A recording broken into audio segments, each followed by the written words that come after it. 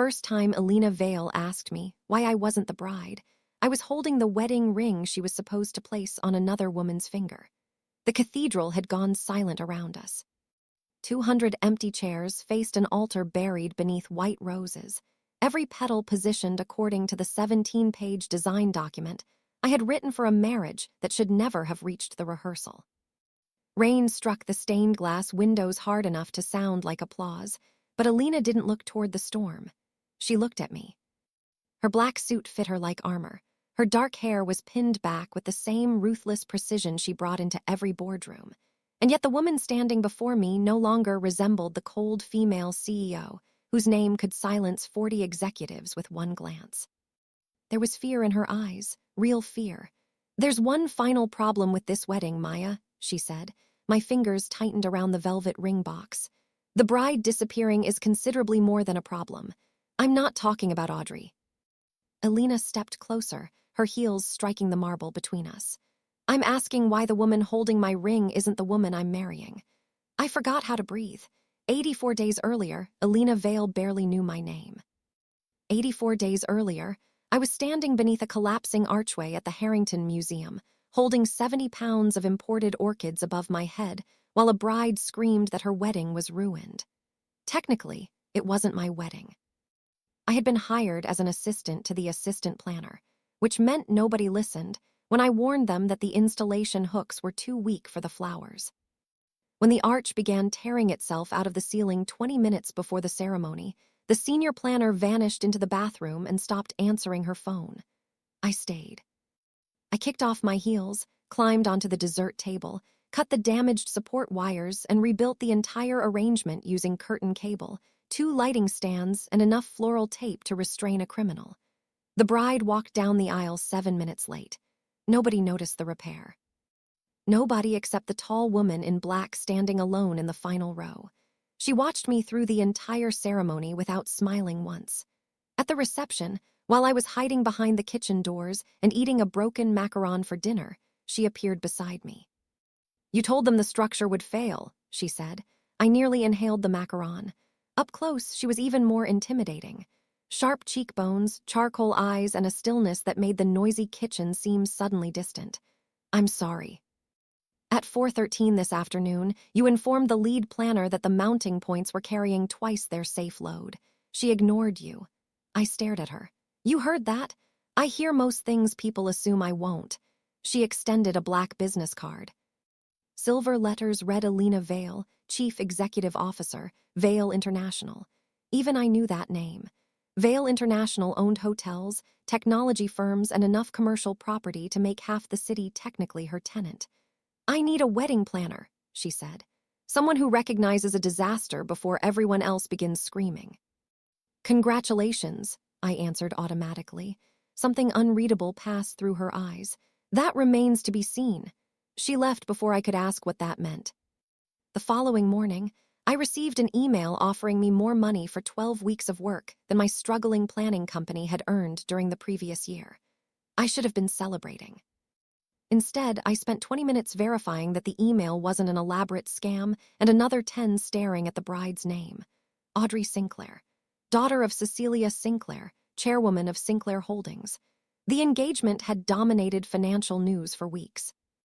Vale International and Sinclair Holdings were negotiating a merger worth $4 billion, and apparently the 2 women inheriting those empires had decided to include themselves in the deal.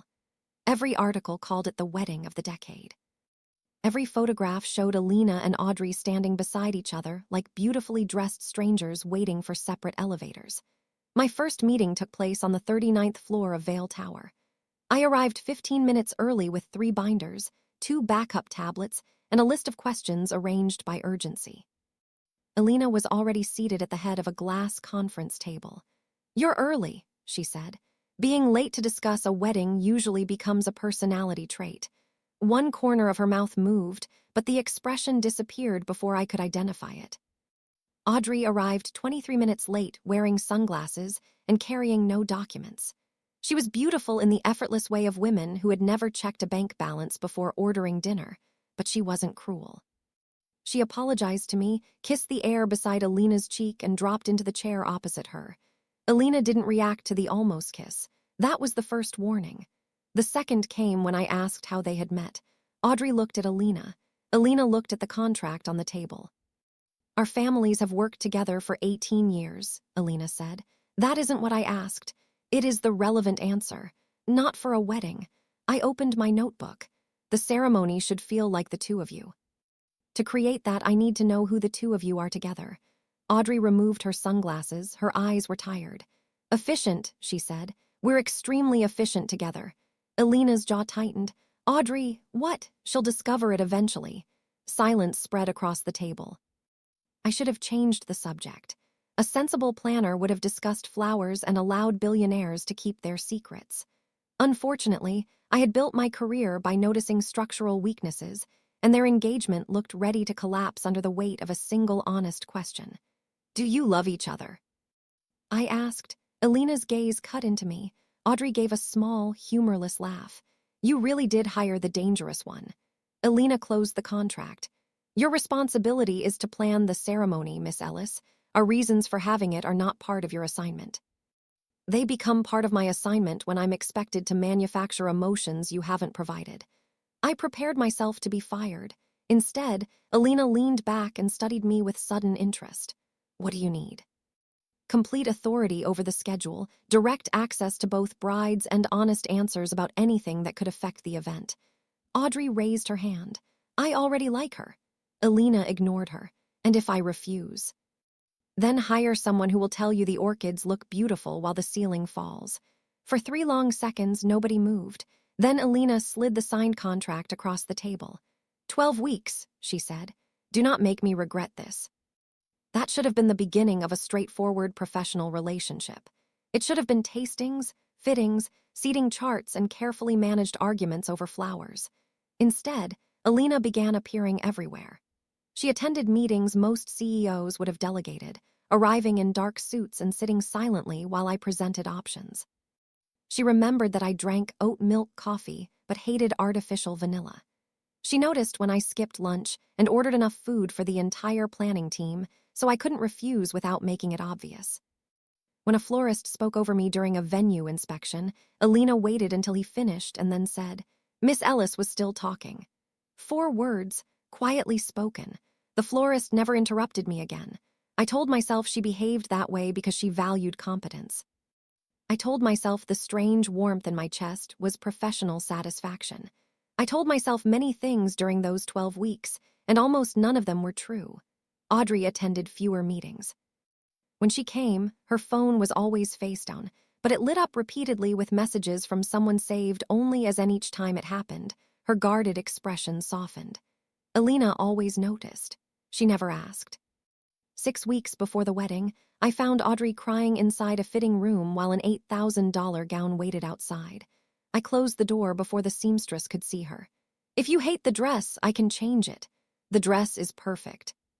That sounded dangerously close to a compliment. She laughed through her tears. You really don't know when to stop, do you? Usually around the time people start being honest. Audrey wiped beneath her eyes. Her name is Nora. I remained silent. We met at university. My mother found out during my final year and threatened to destroy her family's restaurant if I didn't end it. I thought she was bluffing. She was. Audrey held up her phone. On the screen was a photograph of her and a dark-haired woman standing inside a small kitchen, flour across both their faces. Audrey looked happier in that photograph than she had in every engagement picture combined. Nora came back 3 months ago, she continued. The week after Elena and I announced the wedding. Does Elena know? She knows I love someone. She doesn't know Nora returned. Then tell her. And destroy the merger? Audrey shook her head. Vale International is under attack from a private equity group. Elena's mother-leveraged company shares against a failed expansion. Without the Sinclair voting bloc, thousands of employees could lose their jobs. Elena agreed to marry me to protect them. I agreed because my mother promised to leave Nora's family alone. I felt suddenly cold. You're both sacrificing your lives to satisfy 2 women who won't have to live them. Welcome to generational wealth. The chandeliers are beautiful, but every room is locked. That evening, I found Elena alone in the ballroom, staring at a model of the ceremony layout. You hate white lilies, I said. She looked at me. Excuse me? Every time your mother adds lilies to the floral order, you leave the meeting or open a window. You're not allergic, you just hate them. Her face became unreadable. My sister loved lilies. Loved. She died 8 years ago. Elena's gaze returned to the model. My mother filled the funeral with them. She said they represented restored innocence. I remember thinking my sister had never needed restoring. The answer was more personal than anything Elena had given me before. I quietly removed the miniature lilies from the model. We'll use white roses. My mother specifically requested lilies. Your mother isn't getting married. Elena watched my hands. Neither are you.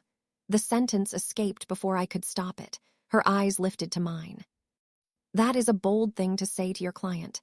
Then pretend I said it to the woman who looks miserable every time someone calls this the happiest day of her life. She moved around the table slowly. I should have stepped back. I didn't. And what do you see when you look at me, Maya? It was the first time she had used my first name. The sound of it in her voice made every sensible thought abandon me. A woman carrying a building on her shoulders, I said. And pretending she doesn't mind the weight. Elena stopped less than a foot away. You see too much. You hired me because I notice collapsing structures. Her gaze fell briefly to my mouth. That may have been a mistake. Before I could answer, the ballroom doors opened and Cecilia Vale entered. Elena's mother wore silver silk, diamonds, and the expression of a woman who considered affection an inefficient use of leverage. She looked from Elena to me, measuring the distance between us. Am I interrupting? Yes, Elena said. I answered at the same time. No. Cecilia's smile sharpened. From that moment, she began watching me. The venue weekend should have given me enough work to avoid Elena completely. A storm had trapped our team at the Vale family's coastal estate. Audrey claimed illness and stayed in the city, and half the outdoor installations had to be moved before the rain reached the gardens. By midnight, everyone else had gone to sleep. I found Elena in the library, barefoot for the first time since I had met her, reading the revised schedule beside a dying fire. You changed the entire ceremony in 4 hours, she said. 3 hours and 42 minutes. Of course you counted. I count everything when I'm anxious. Elena closed the binder. What are you anxious about? You, I thought. The weather. Liar. She poured a second glass of wine and offered it to me. I sat across from her, leaving an intentionally safe distance between us. Why wedding planning? She asked. My mother decorated hotel ballrooms. When I was 10, she started bringing me because she couldn't afford childcare. I watched exhausted people transform empty rooms into places everyone remembered as magical. I liked that. Creating happiness. Creating evidence that someone cared enough to consider every detail. Elena's expression softened. Were you ever engaged? My grip tightened around the glass. Once. What happened? Sophie said being loved by me felt like being managed. I planned our dates, our holidays, our future apartment. I even made a spreadsheet comparing wedding venues before she proposed. She said she never knew whether I wanted her or simply wanted the life I had arranged around her. Was she right? Partly. Planning is easier than wanting. Plans don't reject you. Elena looked toward the fire. People do. Is that why you agreed to this marriage? Because a contract feels safer than asking someone to choose you? The question landed between us. I expected her to retreat behind that famous coldness. Instead, she said, my father died and left me a company already bleeding. My mother told me leaders don't get to choose which part of themselves they sacrifice. I believed her. And now I'm beginning to suspect she only taught me that because my sacrifice benefits her. Thunder rolled over the estate. The lights flickered, leaving us briefly illuminated only by the fire. Elena stood. I thought she was leaving, but she crossed the space between us and stopped directly in front of my chair. If circumstances were different, she said quietly, would you still look at me the way you do? My heartbeat turned violent. How do I look at you? As though I'm a woman before I'm a company. I rose slowly. We were so close that I could smell rain on her shirt. If circumstances were different, I wouldn't be trying this hard not to kiss you. Elena's breath caught. Her hand lifted toward my face, hesitated, then settled against my cheek. The control she carried everywhere was gone from her eyes. I leaned forward. The library door burst open before our lips touched. Cecilia stood in the entrance with 2 board members behind her. Elena's hand dropped. The West Terrace is flooding, Cecilia announced, pretending not to have seen anything. We need the planner. By sunrise, the terrace was secure, but something between Elena and me had been left exposed. She avoided me for 3 days. When she finally entered my office, she closed the door and remained beside it. What almost happened at the estate cannot happen again. I forced myself to continue checking invoices. Nothing happened. Maya, you're marrying someone else, Elena. I understand that. You don't need to make rejecting me another item on my schedule. Pain crossed her face, but she buried it quickly. This wedding must proceed. Then I'll make certain it does. I kept that promise, even when it began breaking me. I finalized the menu, redesigned the ballroom, and attended dance rehearsals while Elena and Audrey stood stiffly in each other's arms. During the second rehearsal, Audrey received a message and left without explanation. The instructor looked at me desperately. We need someone of similar height to practice the sequence.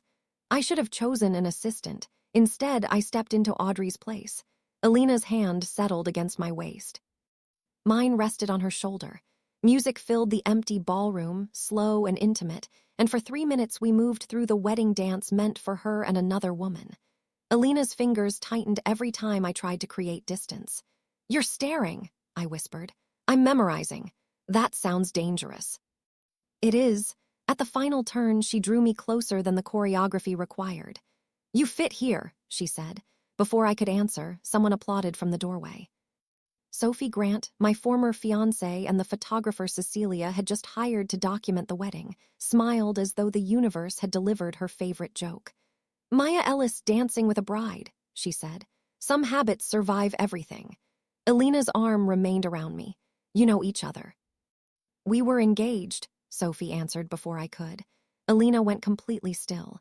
Sophie approached me and adjusted my collar with unnecessary familiarity. "You look good, May. Successful, exhausted, but that was always your preferred aesthetic." Elena removed Sophie's hand from my shirt. She did it politely, which somehow made it more threatening. "Miss Ellis is working." Sophie raised an eyebrow. "And you must be the client. I'm the woman asking you to step away from her." Silence followed. Elena released me and left the ballroom without another word.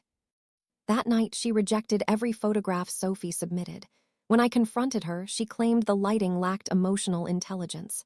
"Lighting doesn't have intelligence," I said. "Exactly, replace her. You're jealous. I don't appreciate unprofessional behavior." "You almost broke her fingers." "An exaggeration." "You're marrying Audrey in 4 weeks." Elena looked away. "I am painfully aware." Cecilia was waiting outside my office the following morning.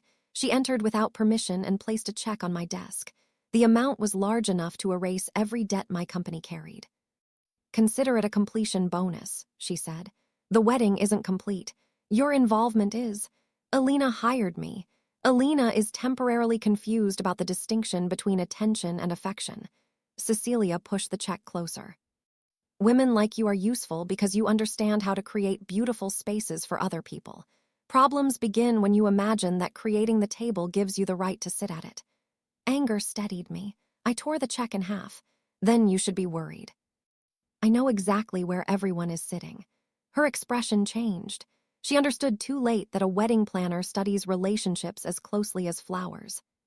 During 11 weeks of managing the guest list, I had learned which shareholders refused to sit together, which investors Elena's mother had offended, and which 3 board members controlled enough independent votes to stop the takeover without Sinclair Holdings. Individually, none of them possessed the power Audrey's marriage would provide. Together, they did. Cecilia ordered security to remove me from the building, but before they arrived, I sent Elena a file containing the voting records, financial relationships, and a proposal to transform the wedding reception into a private investor summit. Love had made me reckless. Planning made me dangerous. Elena called 12 times. I didn't answer. Then Audrey appeared at my apartment with Nora beside her. Nora was the woman from the photograph, nervous but determined, holding Audrey's hand openly. "We told Elena everything," Audrey said. "How did she react?" "She hugged me." That answer hurt more than anger would have, because it reminded me why I loved Elena. "And the wedding?" "Her mother says it proceeds tomorrow, with or without our cooperation. She plans to announce the merger before the ceremony and force Elena's hand in front of the board." Audrey squeezed Nora's fingers. Elena needs you. Elena has a company full of lawyers. She doesn't need you because of the voting plan. Audrey looked directly at me. She needs you because she has spent her entire life believing love is another thing she must earn by making herself useful. You're the first person who looked at her and asked what she wanted. I returned to the cathedral the next afternoon, not because Cecilia had reinstated me, but because my staff had worked for 12 weeks and I refused to let her punish them for my feelings. Audrey was supposed to arrive for the final rehearsal at 4. At 4:15, she sent a message informing the entire wedding party that she would not be marrying Elena and that she intended to attend tomorrow's event with the woman she actually loved. Cecilia began shouting. Board members demanded answers. Vendors panicked. I stood at the altar holding the rings while the cathedral collapsed into noise. Elena entered through the side doors. She read Audrey's message, looked at her mother, and then looked at me. "Everyone out," she said. Cecilia approached her. "Elena, think carefully." For the first time in my life, I am. The coldness in Elena's voice emptied the cathedral faster than any alarm. Within minutes, only the two of us remained. That was when she walked toward me through the rows of white roses and asked why I wasn't the bride. I stared at her, certain that hope was making me misunderstand. "You're in shock. I have never been more certain. Your wedding just ended." "No." A contract ended. She stopped in front of me. The wedding I wanted never began because I was too frightened to ask the woman I loved whether she wanted it too. The ring box trembled in my hand. You don't get to replace one bride with another because the seating chart is already printed. I'm not asking you to save the ceremony. Elena took the box from me and set it on the altar. I'm asking whether there is any future, any version of this life in which you could choose me. What about your company? The 3 shareholders accepted your proposal an hour ago. The takeover no longer has enough votes. Your mother will be removed as chairwoman at tomorrow's emergency meeting. The guests can enjoy the most expensive corporate celebration this city has ever seen. Despite everything, I laughed. Elena's expression broke open at the sound, revealing the vulnerable woman from the library. "I love you," she said. No hesitation, no contract language. "I love the way you enter a room and immediately notice what everyone else ignored. I love that you argue with me when people who have known me for 20 years are too afraid. I love that you changed the lilies without asking permission. I love that you see every burden I carry and never mistake it for strength I should have to maintain alone. I should have told you before the library. I should have told you during that dance. I should have told you before jealousy made me question the emotional intelligence of photography. I smiled through the tears burning my eyes. That was an absurd criticism. The photographs were terrible. They were beautiful. She touched your collar. Elena, I hated it." I placed my hand against her cheek. "Good." She exhaled as if she had been holding that breath for 12 weeks. "Does that mean you choose me? It means you're going to kiss me before another emergency interrupts us." Her hand slid around my waist, pulling me into the place she had once said I fit. When her lips met mine, there was nothing efficient or controlled about it. The kiss carried every unfinished moment between us. The ballroom, the library, the dance, the calls I hadn't answered, and all the words she had swallowed to keep a company alive. I gripped the front of her suit and kissed her back until the cathedral, the storm, and the impossible wedding disappeared. When we finally separated, Elena rested her forehead against mine. "I still have one question. If it concerns tomorrow's schedule, I'm leaving." She picked up the ring box. "Not tomorrow." Elena opened it and lowered herself onto one knee. My heart stopped. "Elena, we have known each other for 12 weeks. Then I won't ask you to marry me tomorrow." She removed the ring and held it beneath the stained glass light. "I'm asking if I may spend as long as necessary proving that when I ask again, you'll know it isn't because I need a merger, a rescue, or a perfectly managed life. It will be because you are the only woman I want standing beside me when every plan fails." Tears spilled down my cheeks. "That is a very long proposal for someone who claims not to be proposing. You make me inefficient. I'm adding it to my resume." I drew her back to her feet and closed her fingers around the ring. "Ask me again in 1 year. Exactly 1. You're not the only one who counts." The following evening, the wedding reception became an investor gala. Audrey arrived with Nora and received more applause than outrage. The 3 independent shareholders formally rejected the takeover. The board suspended Cecilia, and Elena announced protections for every employee whose job had been used to justify our unhappiness. Then she crossed the ballroom in front of 400 guests, ignored every hand extended toward her, and came directly to me. "Dance with me," she said. "There isn't a wedding. You plan the music. It would be wasteful not to use it." Very efficient. I'm recovering slowly. We danced beneath the lights while cameras flashed and rumors spread. Elena did not release me when her mother walked out. She didn't release me when the board approached. She held me as though choosing me publicly was not a threat to her power, but the first honest use of it. 365 days later, I stood inside a small glass house surrounded by white roses. There were only 30 guests. Audrey and Nora sat in the first row holding hands. My mother cried openly. My staff had confiscated my phone, my backup schedules, and the emergency sewing kit I had hidden inside my bouquet. For the first time in my career, I had not planned the wedding. Elena had hired my team and forbidden them from telling me anything beyond the date. She waited for me beneath an arch strong enough to survive twice its expected load. When I reached her, she took both my hands. "1 year," she whispered. "Exactly." "I have reviewed all available evidence." Naturally, she smiled, the small, private smile she had once hidden from every camera. "Maya Ellis, you were hired to plan my wedding. Instead, you dismantled the marriage, saved my company, removed my mother from the board, and made me question the emotional intelligence of an entire profession." Our guests laughed. Elena's eyes never left mine. "But the most extraordinary thing you did was teach me that love is not another structure one woman must hold up alone. So I'm asking again, with no contract, no merger, and no disaster left for you to repair. Why aren't you the bride?" This time, I already knew the answer. I moved closer, feeling her hands tighten around mine. "Because you haven't finished asking." Elena lowered herself onto one knee, opened the same velvet box, and looked up at me without fear. "Maya, will you marry me?" I let her wait 3 seconds, only because I knew Elena Vale had never waited helplessly for anything in her life. Then I smiled. "Yes." She placed the ring on my finger and kissed me before the officiant could remind her that we hadn't reached that part yet. Everyone laughed again. White petals trembled in the sunlight, and the woman who had once agreed to sacrifice her entire future finally chose one for herself. As for me, I discovered that Sophie had been wrong about one thing.